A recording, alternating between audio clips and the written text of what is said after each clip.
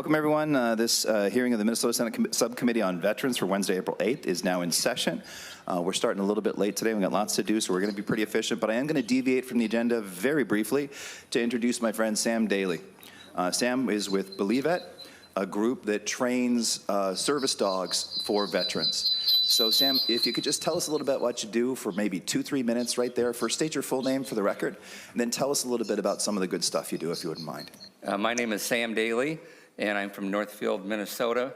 My company is Believe It Canine Service Partners. We're a nonprofit organization that trains service dogs free of charge for disabled military veterans. My background is that I trained bomb dogs for the Marine Corps. I did 2 deployments to Afghanistan with those dogs and those Marines. The dogs never missed. They were impeccable at finding hidden explosives. And in their off-duty time, they provided a lot of joy and comfort to the Marines a long way from home. So after that assignment, I came back and founded Believe It Canine Service Partners. We placed 80 dog veteran teams to date, and we've already done 4 new veterans for this calendar year. I was connected here through a veteran town hall where I met Eric and one of our board members who is a Senate candidate for this year. And that's how I got connected to you. We also work with Minnesota, the MACV, Minnesota Assistance Council for Veterans, with Neil Lloyd-Olt. His wife was formerly on our board, and we provided a facility service dog for the veteran village in Eagan, Minnesota here. A dog named Lenny that will work at this veteran village, providing comfort and a lot of opportunity for the residents at that building. So what I'm proposing is an MDVA project to help us with our funding, and also show that it can save money in the process and have a better outcome in the process. All of our veterans are suicidal. They're on tons of medications. They struggle with their families and with their employment. And we're able to essentially intervene upstream of the current crisis intervention that we have going on today and help stabilize them for the 10-year life of this dog. And so that's where the cost savings comes, is that we're kind of loaded front heavy on the cost, and then we stabilize for that 10-year period. I'm thankful to have this opportunity to address the committee. And again, if you have any questions, you can certainly reach us through our website or through Eric, who has our contact information. Thank you, Mr. Daly. Senator Howe. Thank you, Mr. Chair. And before you step away, have you explored at all the SOS funds, the Support Our Troops funds, to see if there's Yes. Availability to be funded through that that funding source? Yes, and so we've been awarded 2 SOS grants, and in fact we just finished one up here, so we're kind of familiar with that, and that's hopefully provides some track record and some credibility to our program as well. Members, any other questions or conversations? Thank you, Mr. Daly, for being here. I just appreciate getting a chance to say hi and let everyone else know the great work that you're doing for our vets. And Senator Howe, I apologize for the schedule snafu there. I just thought it would be great to hear from Sam while he's here. All right, folks, our first technical order of business, Senate File 4172, Senator Howe, State Veteran Cemeteries Burial Eligibility Modifications. All testifiers are remote, so first we just get to hear from Senator Howe. To your bill when you're ready, Senator Howe. Thank you, Mr. Chair. And 4172 makes some adjustments to who's eligible to be buried in the State Veterans Cemetery. It includes reservists, National Guard members, and Air National Guard. But before we get started, Mr. Chair, I'd like to offer the A1 amendment, which is a DE. Senator Howe moves the A1 amendment. To your amendment, Senator Howe.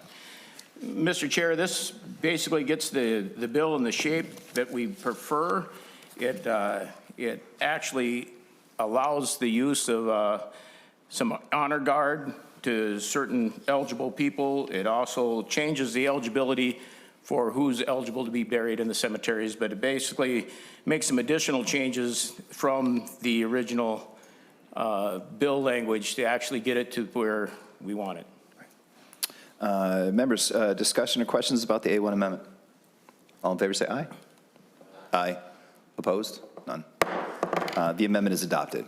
So Senator Howe 2, the underlying bill, Senate File 4172 as amended. And thank you, Mr. Chair. And for far too long, we've got National Guard members that have served their initial enlistment, have served honorably, have taken the oath to actually the same oath that many active duty members, and actually the additional oath of the state oath, to serve not only our nation but our state. And what seems to me amiss on our part is that if you lived in North Dakota, you could be buried in a state veteran cemetery, but because you live in Minnesota and are a member of the Minnesota National Guard or the Reserve, you're not currently eligible to be buried in a state veteran cemetery. And this is our effort to try and correct that, because just because someone doesn't get called up to serve overseas for 181 days should not determine your eligibility to where you can be honorably buried with those folks you served with for so long. So with that, Mr. Chair, I'd like to go to Mr. Glenn Pence and have him, I know he's remote, but to have him give his testimony. Thank you, Senator Howe. Mr. Pence, if you would please.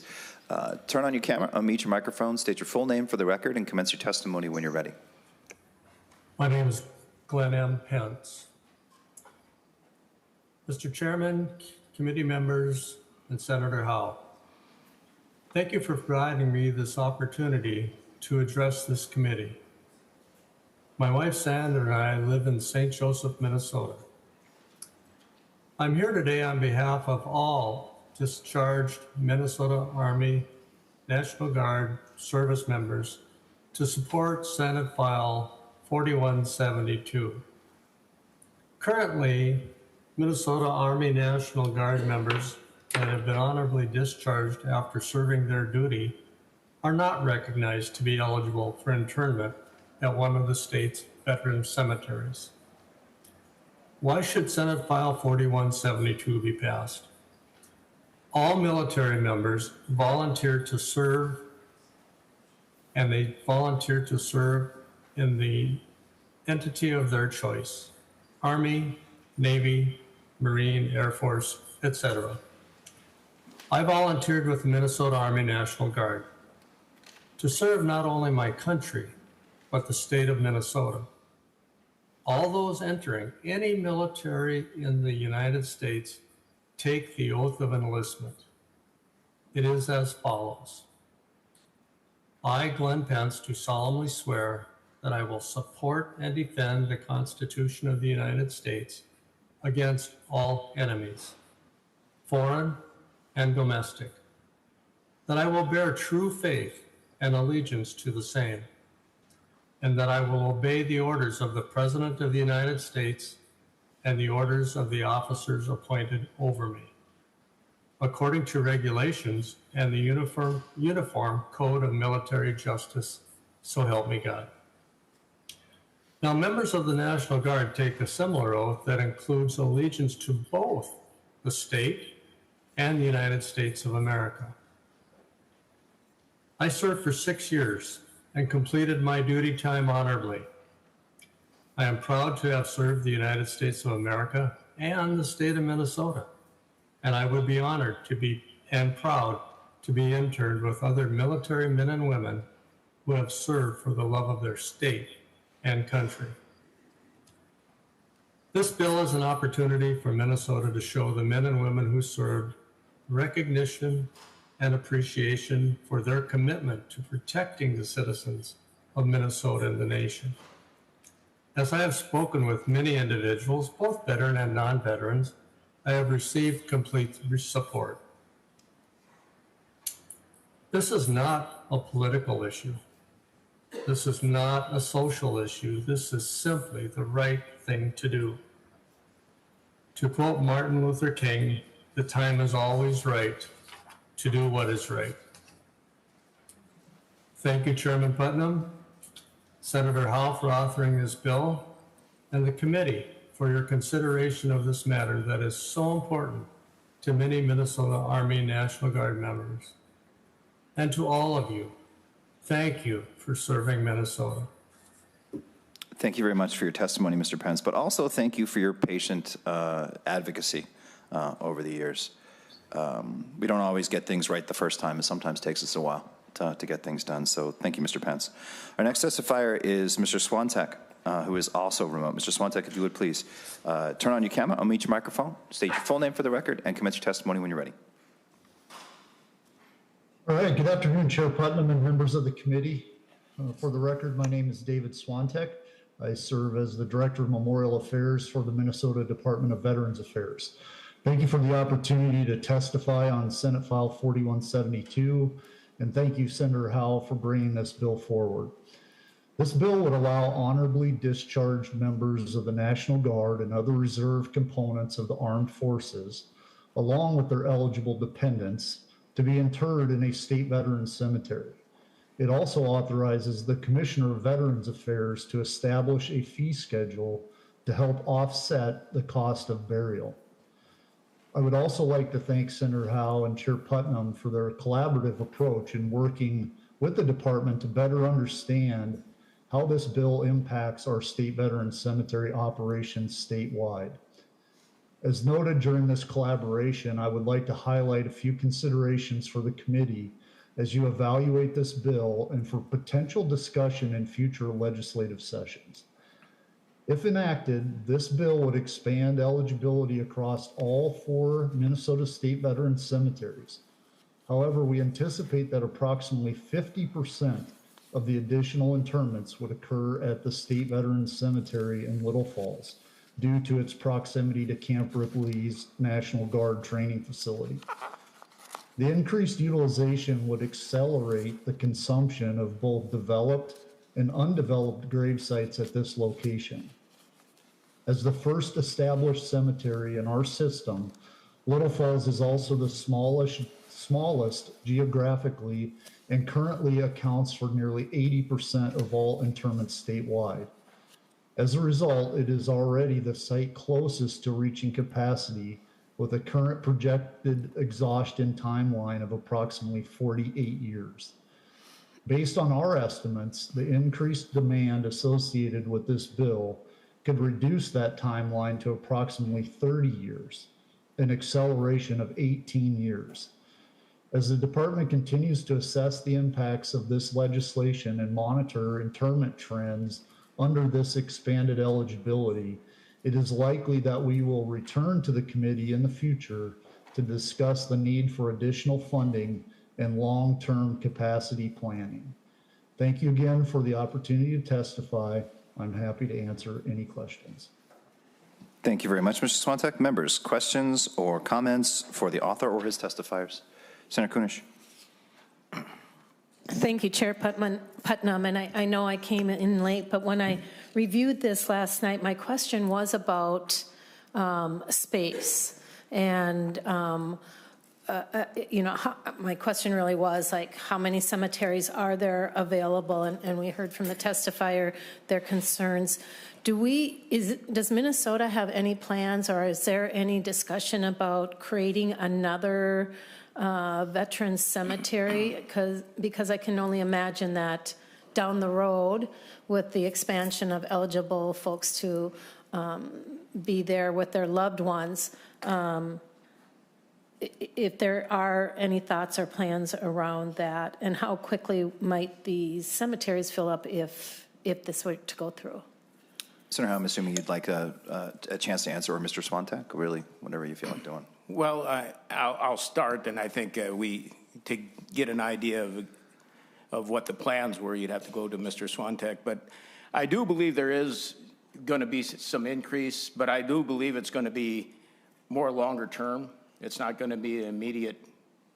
Because I think most of our folks are going to qualify already because of the deployment cycles that we were currently under. Most of the National Guard members and reserve members already qualify to be buried in a state cemetery. These are just a few that don't get the opportunity to serve the 181 days. So That's not the majority of them. I know there's more now, but most of the folks that haven't deployed are our younger soldiers and airmen that have not, that probably aren't looking at needing internment anytime soon, hopefully.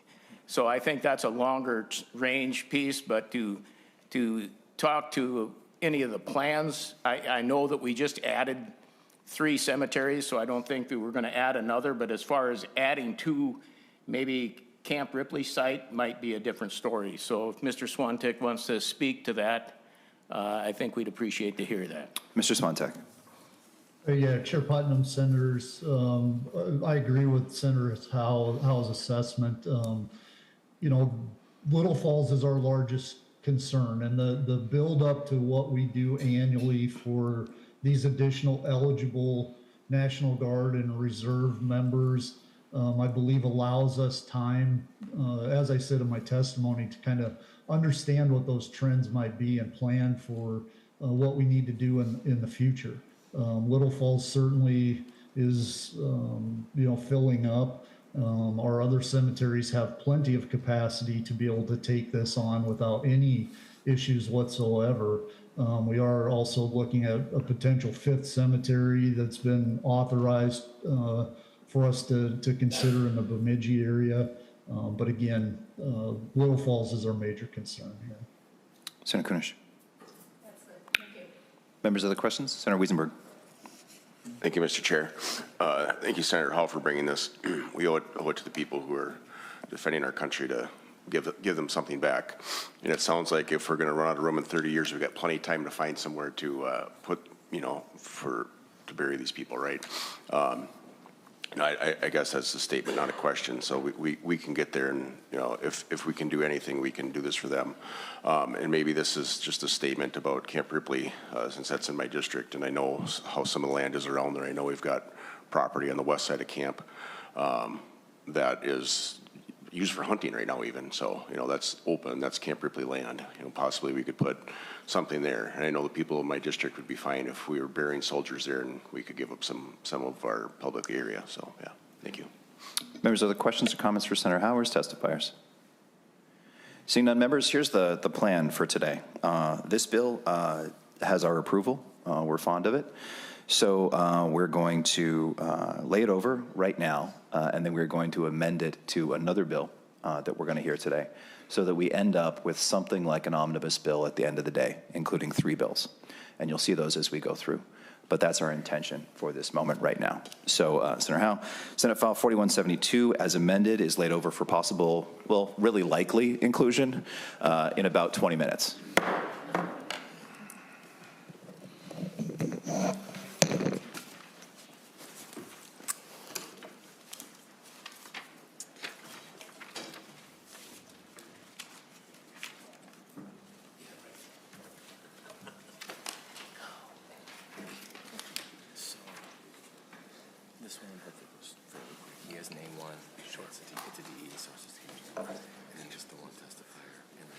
Once we get to this portion, we'll hear the bill, and then these are the motions we'll go through. This is for Senator Howe's bill, so when you do it, to say Senator Howe. Thanks, sir. Thanks again.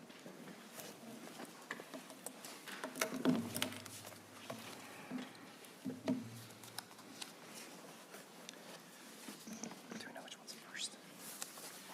I want to say it's, it's the grants. It's the grants first. Yeah. That's what I'm prepared for. Let's see what happens. Again, I forgot my notes. Dude. I know. I have Google scripts for these things. And I forgot mine, so I'm just going to have to talk out of my butt. It'll be fine. Senator Putnam, Senate File 4026 is before us. Thank you very much, Mr. Chair, and members for the chance to talk about this issue. What Senate File 4026 does, it creates a system for our friends at the Minnesota Department of Veteran Affairs to review competitive grants. We all know that there's an increased need for accountability, but we also know that there are lots of people out there who want to help veterans. Members, you may recall that we've had hearings before where we had, 5 or 6 different organizations show up and talk about how important it is to take veterans fishing. It's incredibly important to do that work. And sometimes a little bit of accountability will help these organizations do their work a little bit better. So what we have here before us is basically some guidelines set up for the Department of Veterans Affairs to help them review grants and to help them keep accountable the folks that they're helping, but also to help them do what they need to do best. And Senator Putnam, I believe you have an A1 amendment. Is that correct? I do, Mr. Chair. I'd like to move the A1 amendment, please. Okay, Senator Putnam moves the A1 amendment. Anybody objections? Seeing discussion? Seeing none? All in favor of the A1 amendment signify by saying aye. Any opposed? A1 amendment is adopted.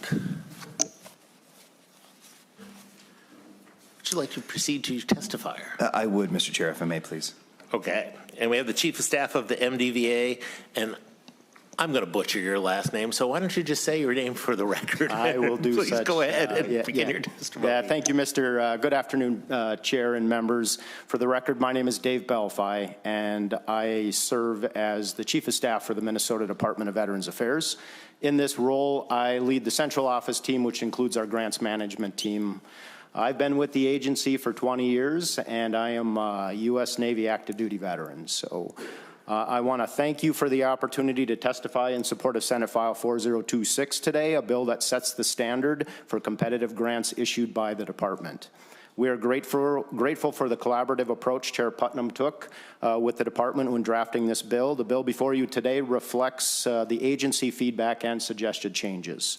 This bill is an additional step we can take as a state to ensure grant dollars allocated for veterans are directly serving veterans, and more specifically Minnesota veterans and their families. The residency requirements in this bill align with residency requirements for our programs across chapters 196 through 198. We also want to make it clear that this bill does not impact our CVSO, our VSO, or our Support Our Troops grants. We will continue to administer those grants as we have historically. Thank you for the opportunity to speak on behalf of this bill today. Thank you, Mr. Delphi. With that, are we ready to go to member questions? I think so. Members, do we have any questions? I see none. In that case, Senator Putnam, any closing remarks? Oh, thank you for your time, Mr. Chair. Thank you. And with that, with the Senate File 4026 as amended, will be laid over for inclusion here in just a little bit. I think you're freaking out. Oh, for the next one. Do you want to stick around for the next one? Yeah. I'm here. Yeah. Oh, you are? Yeah. Oh, sure. Good. Not this one, but you next. You're next. For a little bit. Yeah.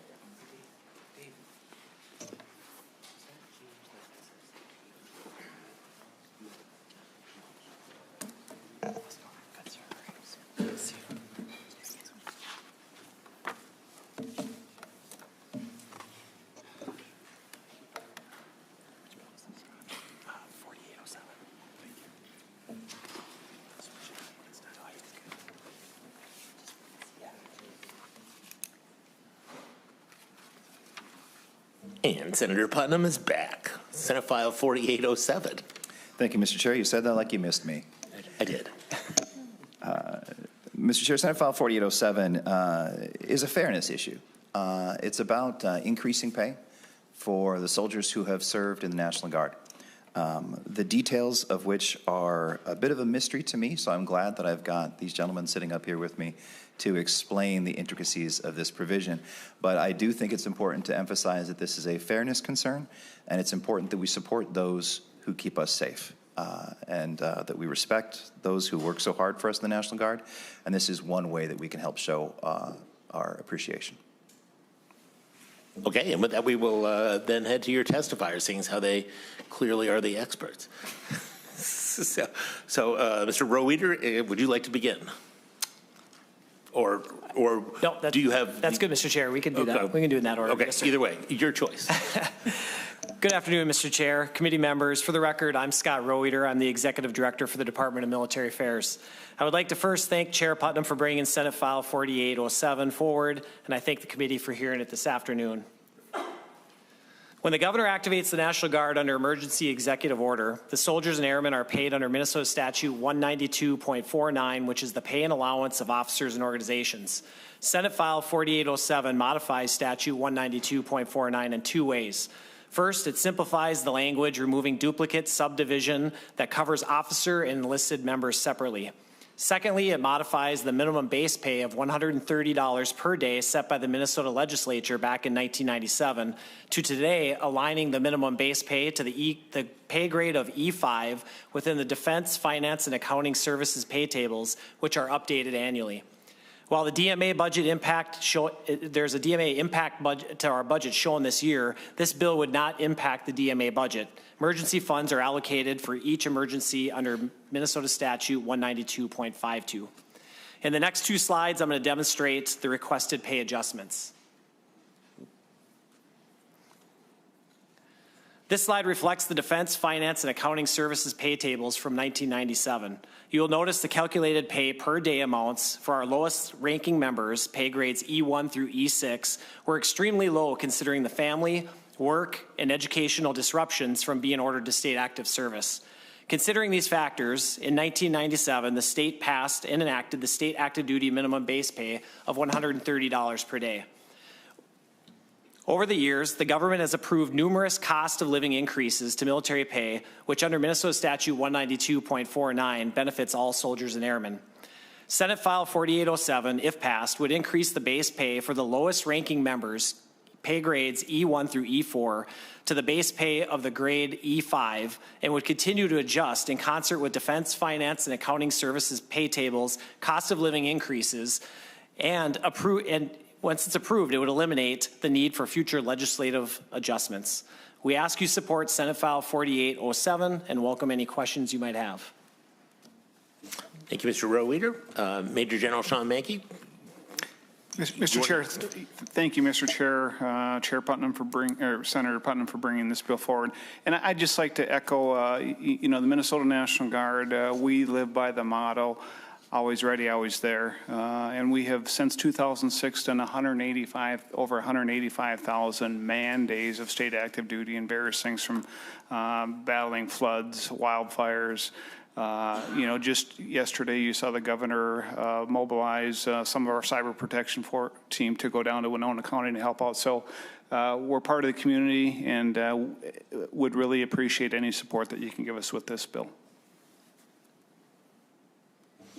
Okay. Members, questions? Senator Howe. All I'll say is a long time coming, so well done. Any other members? Senator Kunish. So my question is, where does the funding for this come from? Is this federal dollars? Is this state dollars? How does this work? Mr. Roweeder. Thank you, Mr. Chair.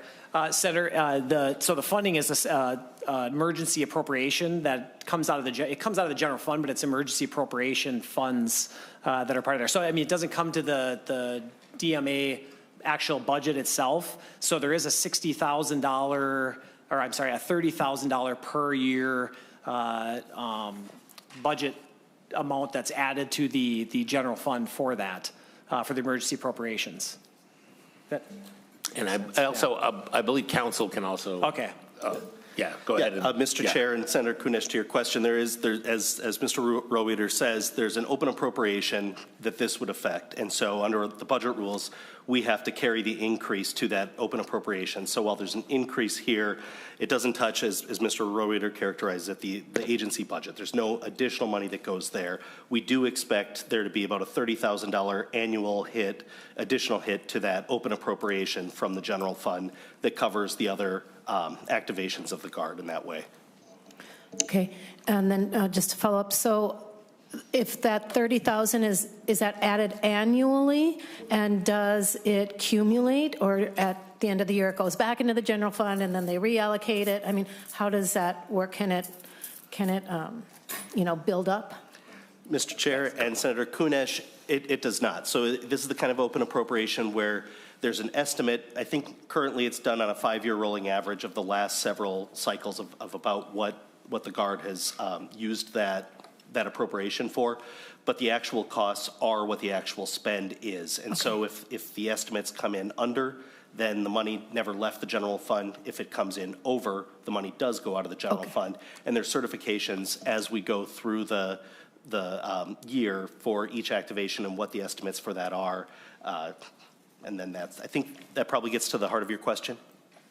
Senator Kunish? And so if something were to happen and it would exceed that 30,000, it would accommodate that additional amount. It doesn't cut off at 30,000, is that correct? Mr. Chair and Senator Kunesh, that's correct. If there was an abnormally high number of activations, yes, that number would likely end up being higher, just like if there were fewer, it would end up being lower. Okay, thank you. Okay. Any other members with questions? Okay.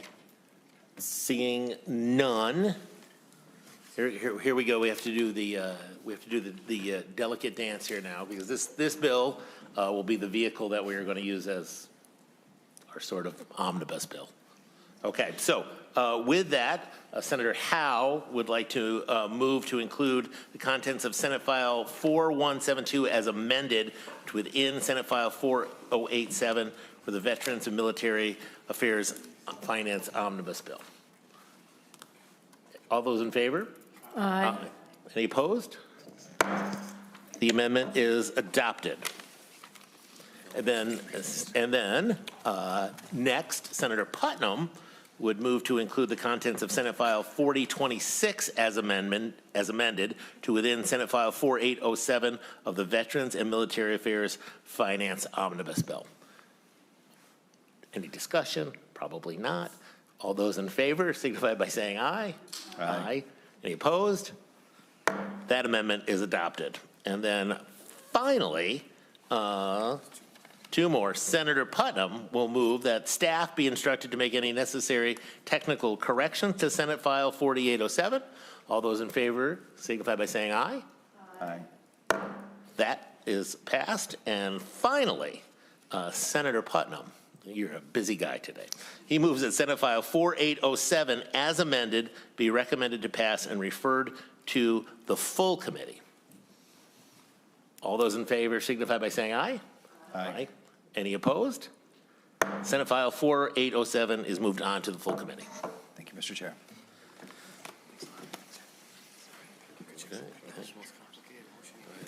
It is crazy. Thank you for scripting it out.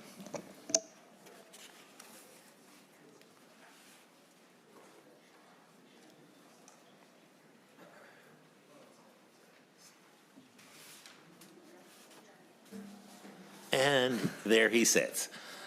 Senator Putnam also has Senate File. Oh, we're going to call an audible play here? Okay.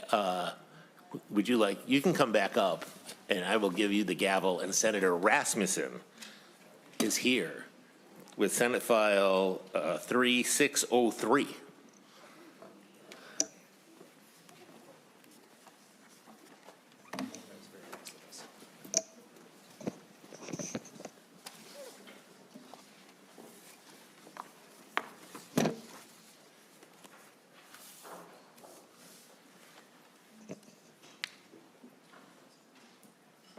Senator Rasmusson, welcome to the committee. To your bill, Senate File 3603, amend Armed Forces Veterans High School Diploma Establishment. To the bill when you're ready.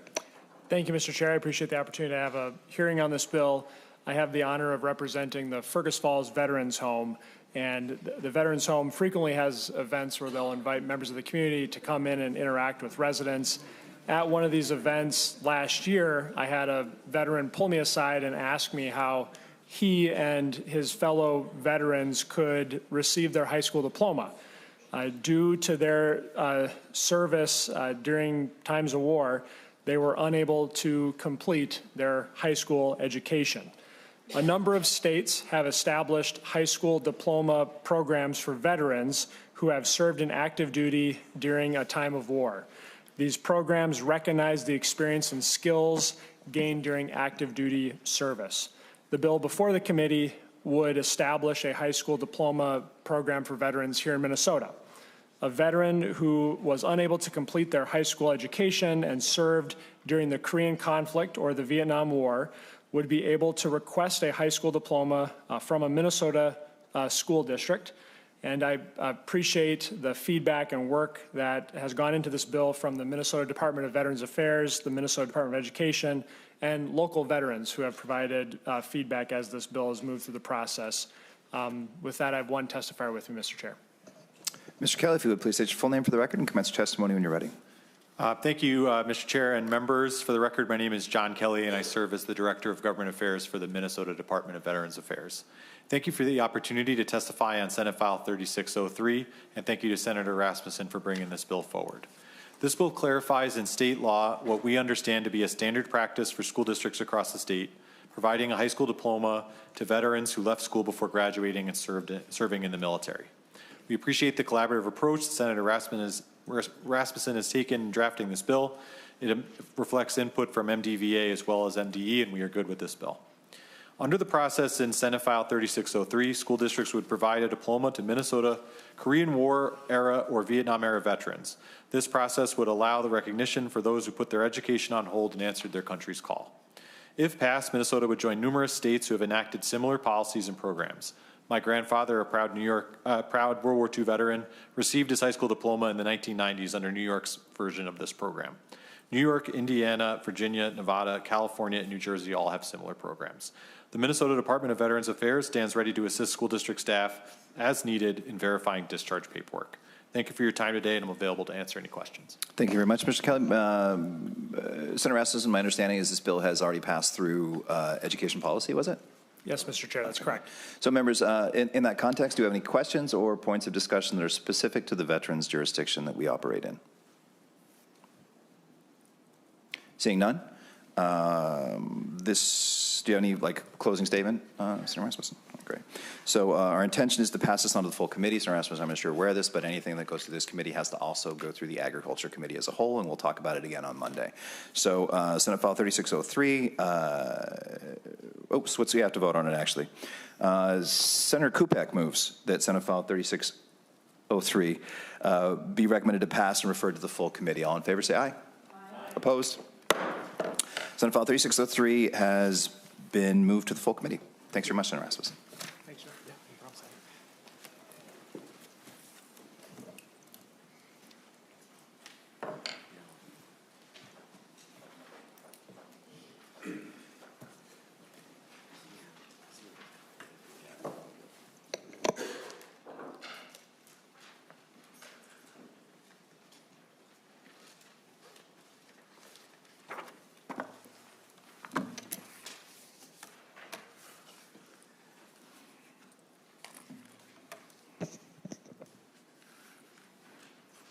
Okay, Senator Putnam, Senate File 4560. Thank you very much, Mr. Chair. Senate File 4560 formalizes the Commander's Task Force. The Commander's Task Force is a group that was put together in the past to advise government and to advocate for veterans. It has traditionally been composed of folks from the VFW, Disabled American Vets. All we're asking to do right now is to make them a bit more official, give them some credibility and some stability for future planning. Now, to explain what they actually do, we've got lots of great people here to testify to tell you a little bit about why the Commander's Task Force is so important and what happens within it. Okay, thank you. We will head straight to testifiers. John Walker,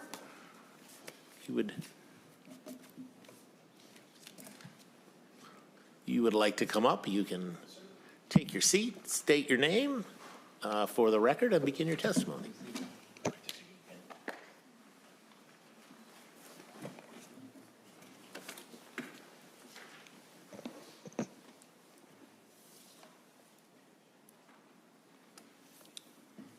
Welcome to the committee. All right. John Walker from Roseville, Minnesota. I'm currently the commander for the Disabled Veterans of Minnesota. And the Commander's Task Force has been meeting for a long time, and we just have never been formalized. So we come to you asking to formalize the Commander's Task Force. The Commander's Task Force has been asked to testify on previous bills like the SGU, Special Guerrilla Unit, and other bills. So we need your help in just formalizing this organization. Thank you. Okay. Next is it Janet Lorenzo?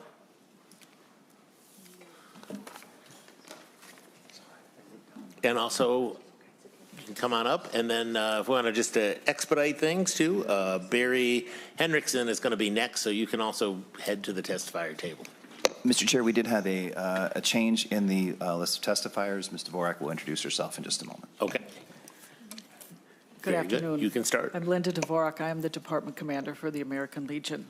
Chair and members of the subcommittee, the Minnesota Commanders Task Force is a coalition of leaders from Minnesota's 8 largest congressionally chartered veteran service organizations, formed in 1988 to serve as a unified voice for veterans, service members, and their families.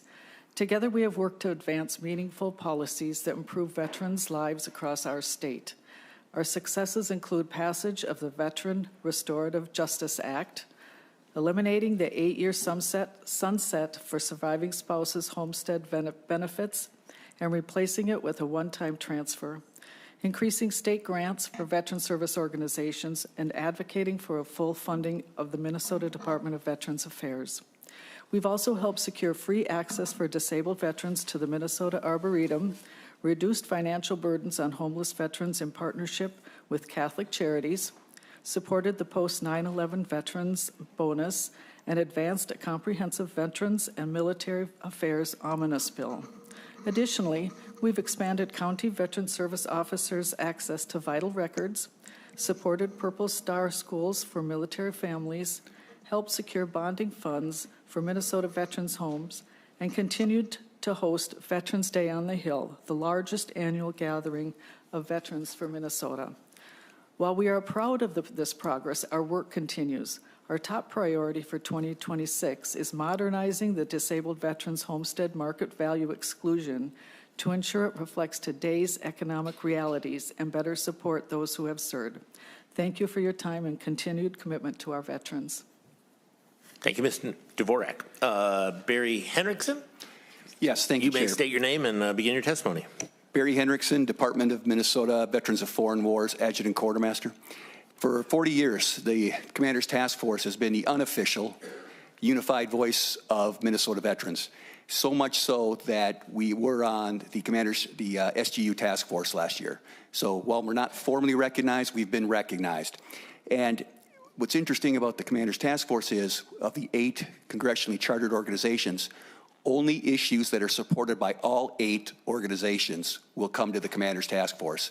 There's no pet project by any one. So this is all agreed on unanimously. And we support all veterans throughout the state, whether or not they're members of our particular organizations. Formally recognizing the CTF will ensure that we can continue to work with the MDVA, advocate at the legislature, and advise the governor. We thank you for the consideration. Great. Thank you for your testimony. And the last 2 testifiers, Trent Dilks and Dave Delphi.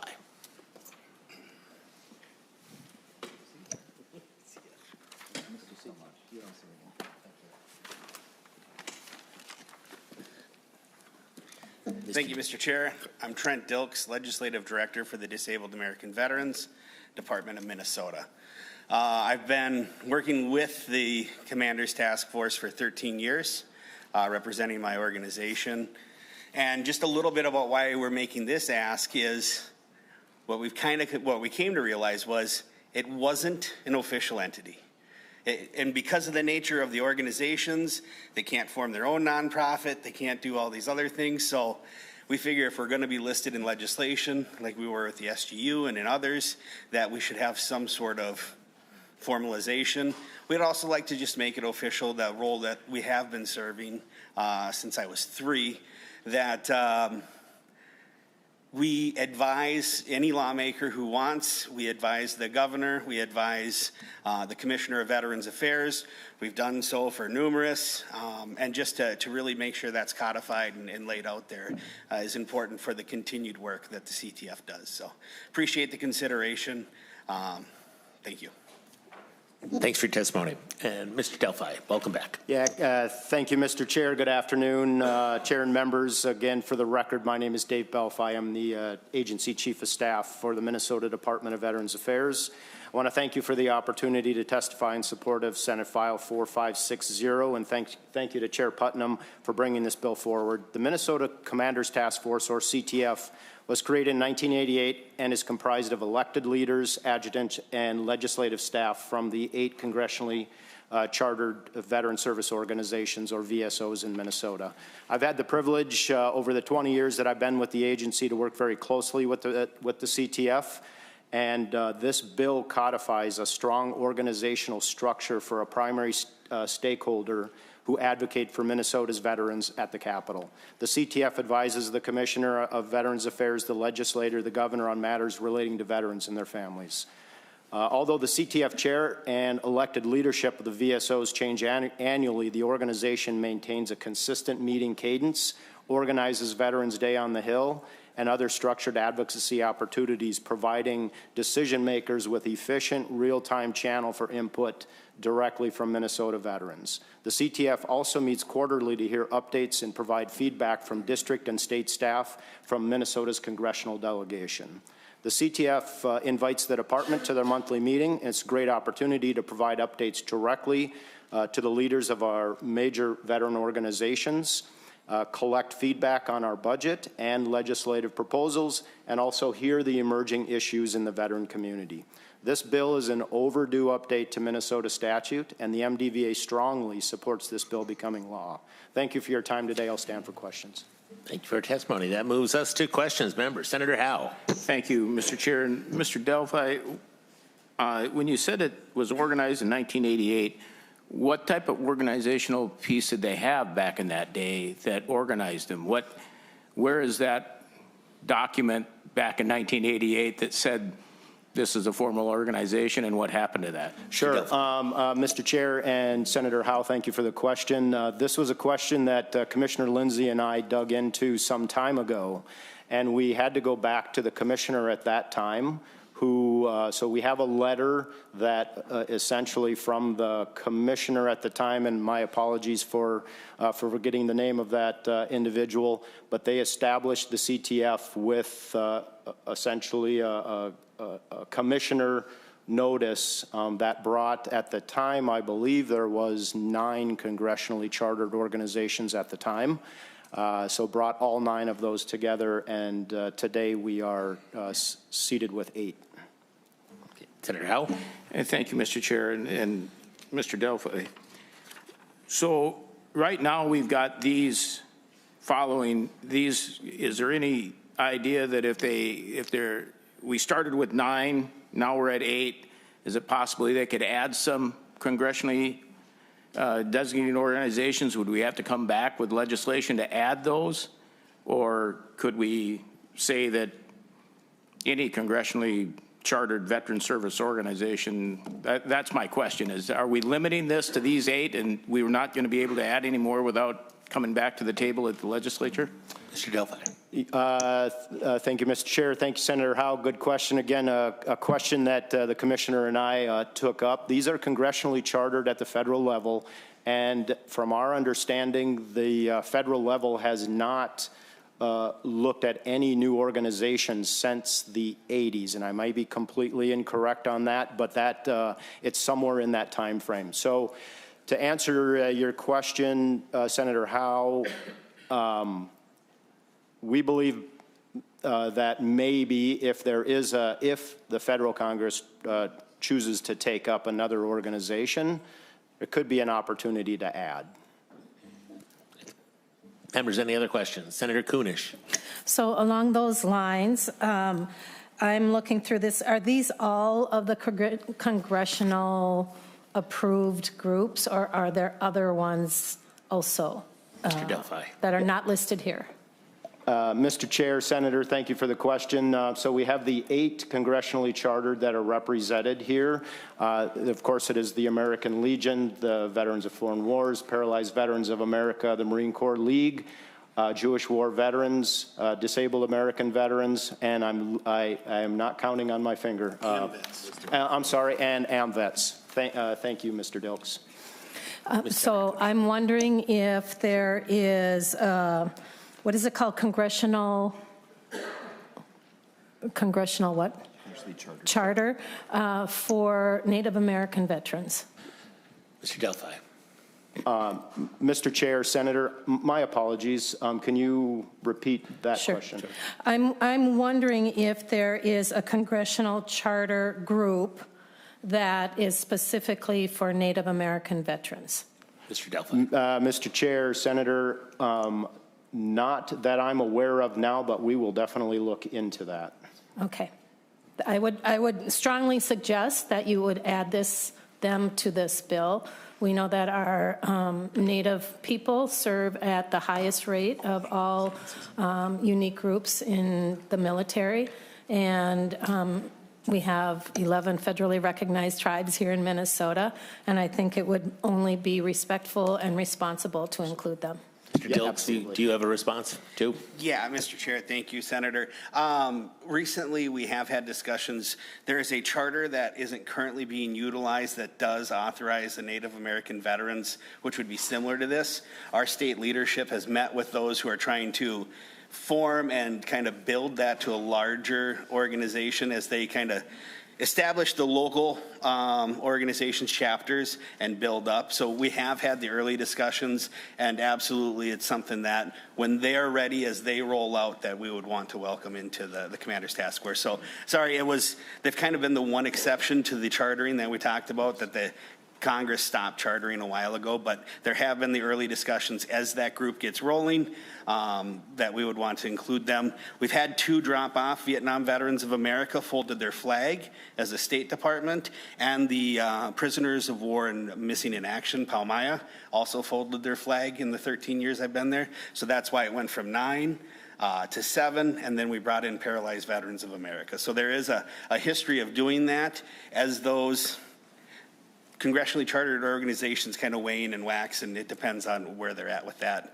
and their ability to attend. But we have had the early discussions to make sure as soon as they're ready, they're folded into the group. Senator Kunesh? Yep, I would encourage you to reach out and be really proactive in that. And I'm just going to put a pin in this and remind you every so often, and reach out to some of the Indigenous Native American veterans that I know and see here to follow up with both of you and see about moving that along. Members, any other questions? Seeing none, then we're sending this somewhere. Senator Putnam moves that Senate File 4560 pass and be recommended to the full committee. All those in favor signify by saying aye. Aye. Any opposed? And it's Senate File 4560 is headed to the full committee. Okay. So we are going to adjourn here, the Subcommittee on Veterans. Give us 5 minutes, and we're going to do a little dance and reconstitute ourselves as the Ag Committee.